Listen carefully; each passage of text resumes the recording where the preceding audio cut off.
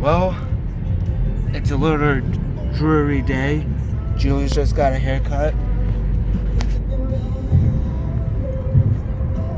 Now we are going to get a car wash. My mom hates a dirty car. My mom does not like a dirty car. She likes it clean. So it's a little dreary out.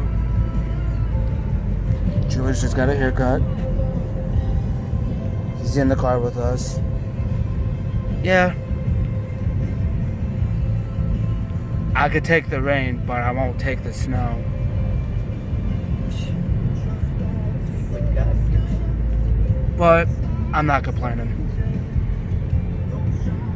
Trees there.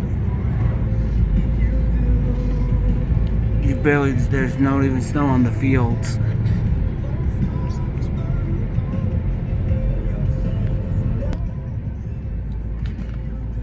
February's almost over and we're gonna be in March. How crazy is that? Actually, today, I think, well, maybe it's week tomorrow. It is a week from tomorrow. Alright, I'm gonna upload this on my channel. If you guys want to be my subscribers, please do. And March 6th, there is another wrestling main event. I'm gonna be reffing. Wish me luck on that.